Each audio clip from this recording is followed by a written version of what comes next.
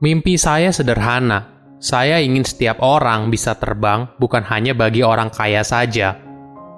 Halo semuanya, nama saya Michael. Selamat datang di channel saya, Sikutu Buku. Kali ini saya akan bahas kisah inspiratif dari Tony Fernandes, CEO dari AirAsia Group. Pada tahun 2001, Tony membeli AirAsia yang sedang terlilit hutang seharga Rp1 Malaysia.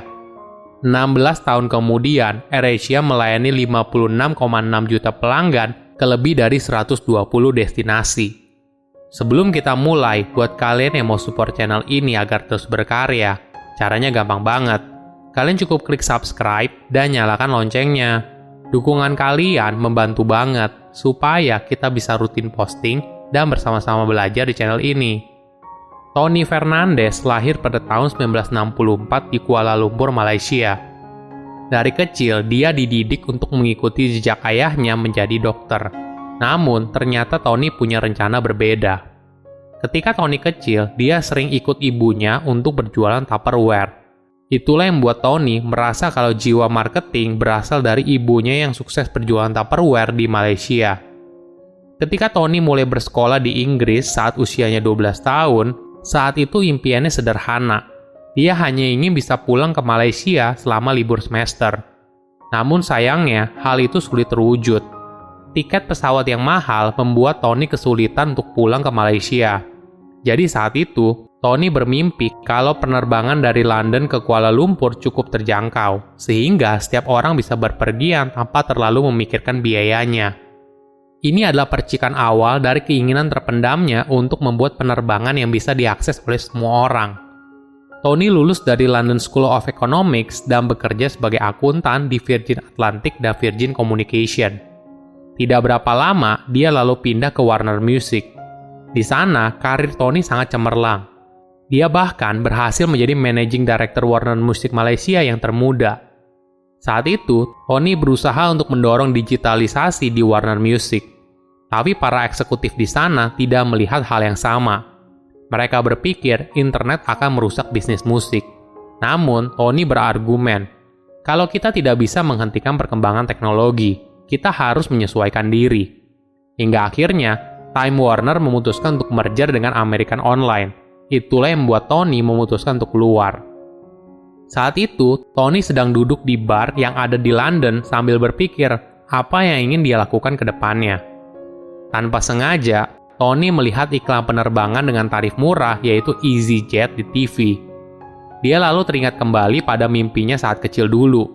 Tony bercerita kalau ketika kecil dia selalu bilang ke ayahnya kalau dia ingin membeli pesawat. Tapi tentu saja saat itu dia tidak tahu bagaimana caranya. Hingga sudah menjadi CEO dari perusahaan musik besar, Tony pun juga masih tidak tahu caranya bagaimana, karena itu adalah area baru yang tidak pernah dimasuki sebelumnya. Walaupun ini terlihat langkah yang sangat berani, Tony akhirnya memutuskan, mungkin inilah saatnya bagi dia untuk memulai bisnis penerbangan. Tony berpikir, hidup cuma sekali, jika saya gagal, ya sudah, saya bisa cari kerja lagi yang lain. Namun dia tidak ingin ketika pensiun menyesal karena tidak melakukannya. Tony pun lalu berusaha untuk mempelajari konsep maskapai penerbangan dengan tarif murah lebih lanjut. Saat itu, dia mempelajari konsep dari Ryanair. Tony pun terkesima dengan model bisnisnya dan bergegas untuk kembali ke Malaysia dan bertemu dengan Perdana Menteri Malaysia pada saat itu. Ketika bertemu dengan Dr. Mahathir Mohamad yang merupakan Perdana Menteri Malaysia pada masa itu, Tony mempresentasikan ide bisnisnya. Namun Dr. Mahathir memberikan saran, daripada Tony memulainya dari nol, bagaimana kalau dia membeli maskapai pesawat yang sudah ada? Saat itu, AirAsia adalah bagian dari DRB Highcom, milik pemerintah Malaysia. Pada musim gugur tahun 2001, itu adalah saat di mana maskapai di seluruh dunia sedang mengalami kesulitan untuk bertahan. Hal ini terjadi karena imbas dari serangan teroris 9/11 di Amerika Serikat. Walaupun begitu, Tony berani membeli AirAsia seharga Rp1 Malaysia. Kondisi AirAsia saat itu juga sangat memprihatinkan. Maklum saja, hutangnya mencapai $11 juta. Tony pun terpaksa menggadaikan rumahnya dan menggunakan tabungan pribadinya untuk membeli AirAsia. Walaupun begitu, Tony merasa itu merupakan waktu yang tepat bagi dia untuk memulai bisnis penerbangan. Saat itu, sebagai imbas dari 9/11, biaya sewa pesawat turun hingga 40%. Dan juga banyak maskapai merumahkan karyawan mereka. Ketika membeli AirAsia, Tony pun sadar dia harus bergerak cepat. Beruntungnya, Tony berhasil menemukan beberapa hal yang bisa mendukung perkembangan AirAsia. Pertama, yaitu menggunakan model bisnis low-cost carrier, yaitu menjadi maskapai penerbangan dengan tarif murah. Ada beberapa perbedaan mendasar yang menjadi trade-off dari tarif tiket yang murah, yaitu tidak ada makanan dan minuman gratis di pesawat, tidak bebas memilih kursi, dan tidak ada refund. Selain itu, AirAsia juga menekan waktu utilisasi pesawatnya, sehingga pesawatnya dapat segera terbang dengan cepat. Ada fakta lain yang menarik. Saat itu, hanya 6% dari warga Malaysia yang berpergian. Ini adalah peluang besar bagi AirAsia untuk membesarkan pangsa pasarnya ke 94% lainnya. Ditambah lagi, Tony berani membuka rute penerbangan yang sebelumnya tidak ada. Maklum saja, dengan struktur biaya maskapai dengan tarif murah, hal ini akan mendorong banyak orang untuk beralih moda transportasi menggunakan pesawat. Ini adalah salah satu penyumbang terbesar dari keuntungan AirAsia. Faktor terbesar lainnya yang membedakan antara AirAsia dan maskapai lainnya yaitu digitalisasi. Pada tahun 2001, belum banyak orang menggunakan internet. Namun Tony percaya kalau internet adalah masa depan. Sejak awal, AirAsia sudah berani berinvestasi pada teknologi digital, khususnya pada penjualan tiket online dan call center. Hingga ketika masyarakat sudah familiar dengan internet dan menggunakannya, AirAsia sudah berada jauh di depan dibandingkan kompetitornya. Berkat tangan dingin dari Tony, dalam 2 tahun keadaannya berubah 180 derajat. AirAsia terbebas dari hutang dan pada tahun 2017 valuasi AirAsia mencapai 1,5 miliar dolar. Salah satu pencapaian terbesar Tony lainnya yaitu kerjasama udara terbuka atau Open Sky.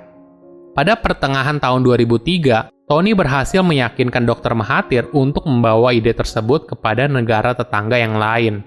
Hasilnya, Indonesia, Singapura, dan Thailand berhasil menandatangani perjanjian kerjasama udara terbuka dengan Malaysia.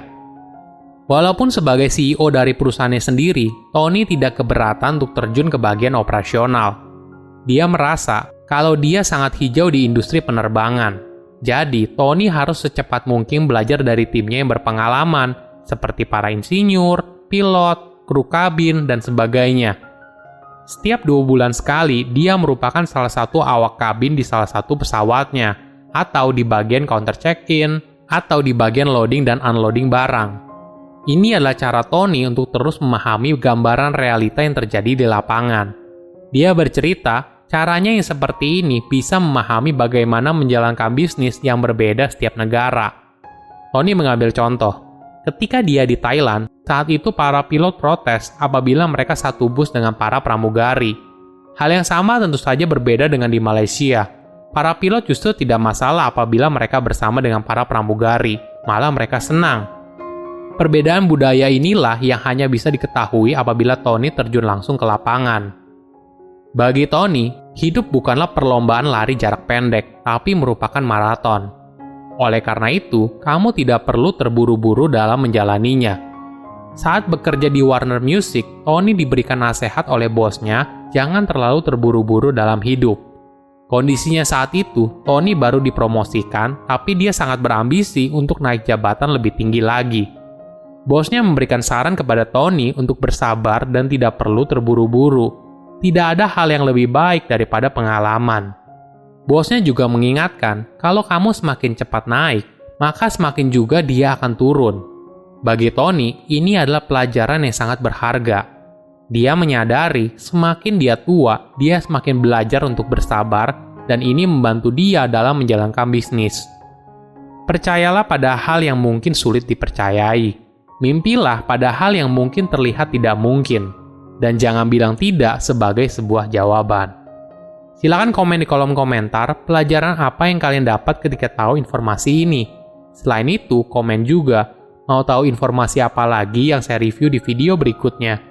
Saya undur diri, jangan lupa subscribe channel YouTube Sikutu Buku. Bye-bye.